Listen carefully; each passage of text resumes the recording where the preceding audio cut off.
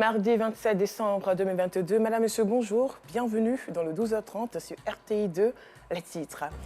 À l'approche des fêtes de fin d'année, Abidjan scintille, et ce grâce au concept du district autonome d'Abidjan, dénommé Abidjan Ville Lumière.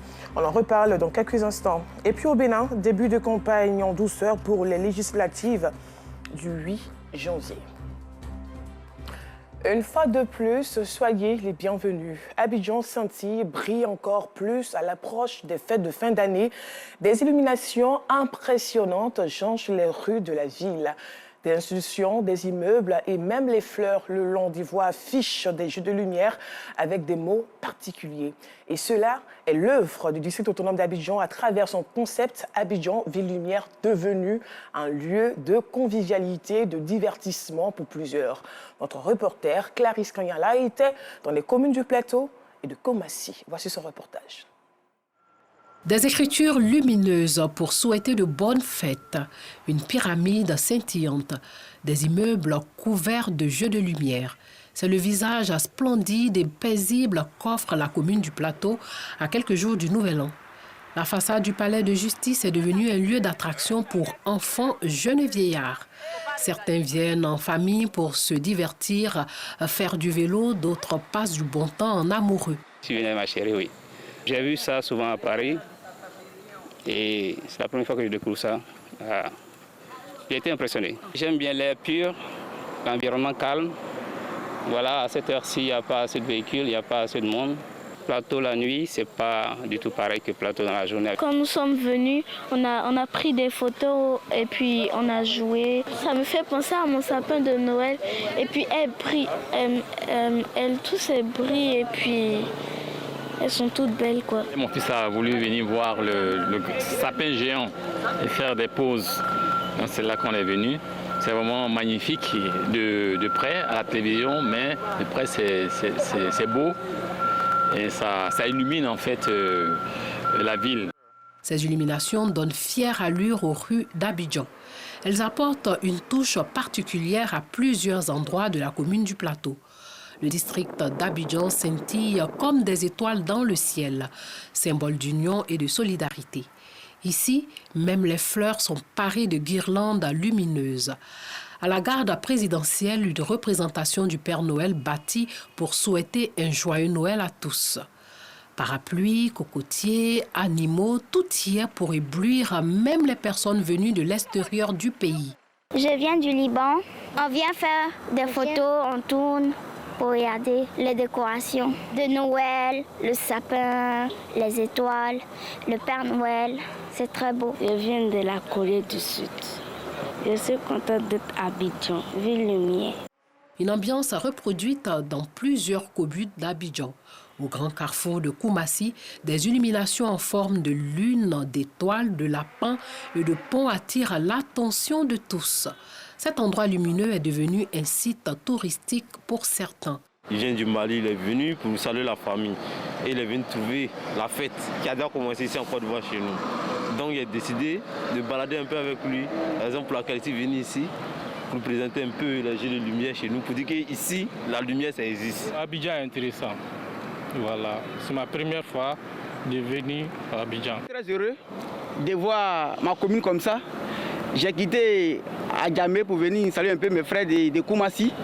Et quand je suis arrivé, j'ai vu tous ces maquillages. Je suis très heureux. Vraiment, je suis très content de cette réalisation qui a été faite au sein de tout le monde. Depuis quelques années déjà, ces illuminations sont une coutume dans le district d'Abidjan. Cette année, on note des innovations avec les immeubles. De quoi rendre le cadre plus beau et plus impressionnant pour le bonheur des populations durant les fêtes de fin d'année.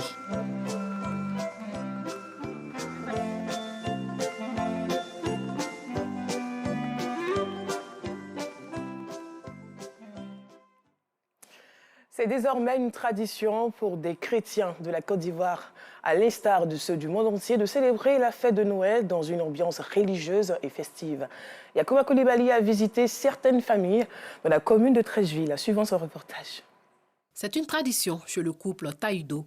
Depuis 33 ans, Bernard Taïdo et son épouse Thérèse, un couple chrétien, célèbrent la fête de Noël avec les enfants de leur quartier à la cité des douaniers dans la commune de Treichville.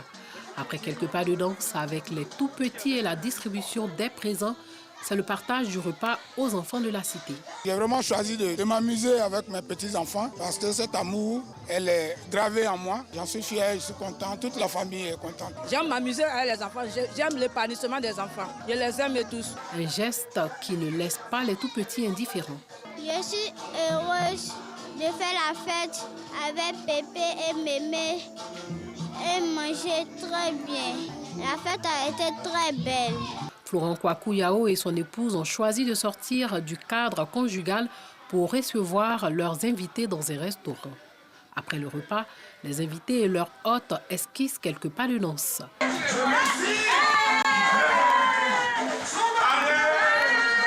C'est une fête qui est à l'effigie du Christ.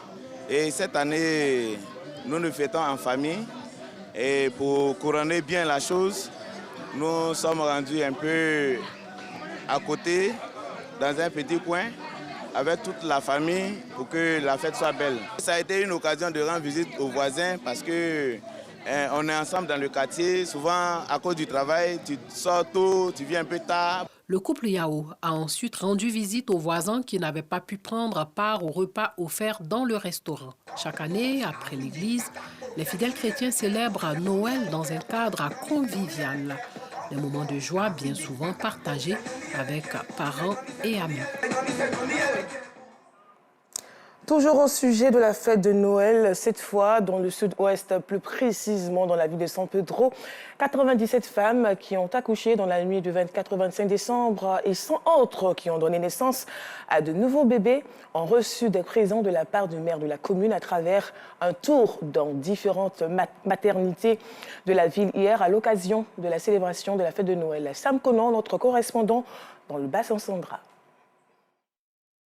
Elles sont au nombre de 97, les mamans qui ont accouché dans la nuit du 24 au 25 décembre 2022.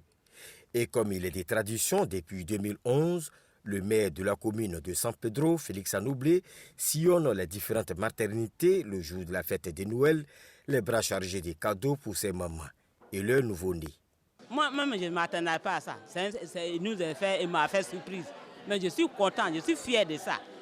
Et, mon pensée là, il faut que toujours Dieu n'a qu'à lui donner longue vie pour qu'on vive ensemble toujours.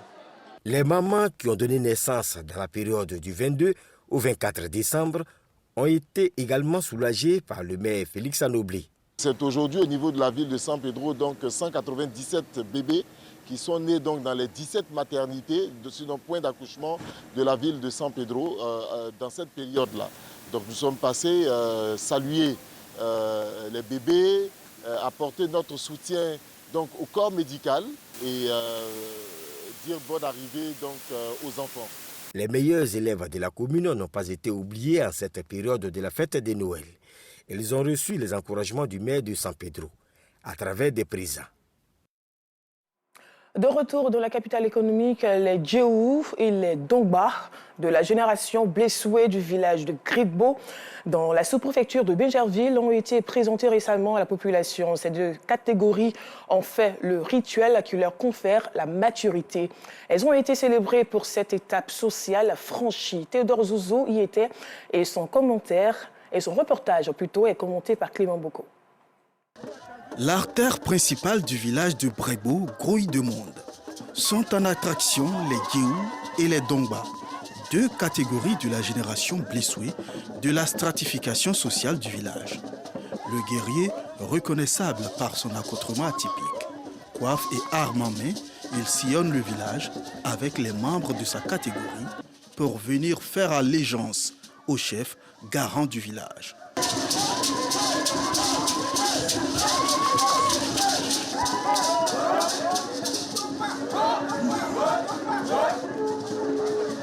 Un parcours mythique, mais aussi mystique.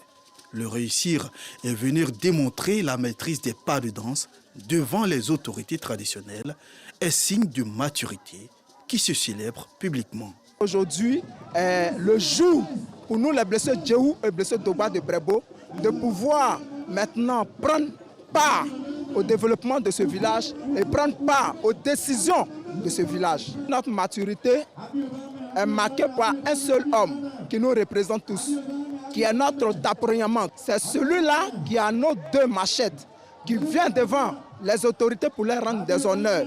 Et quitter du haut jusqu'en bas n'est pas chose facile dans notre tradition. Et quand nous franchissons tous ces différents bords jusqu'à nos autorités, nous sommes maintenant matures.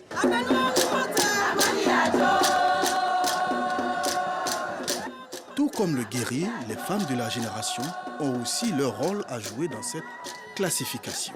À leur tour, elles démontrent leur maturité. Une fierté pour le village qui honore ses nouveaux majeurs de façon pacifique. Nos jeunes frères, ils sont en train de dire à la face du peuple hatchan, à la face de la Côte d'Ivoire, qu'ils sont matures, qu'ils sont aptes à participer à la vie du village.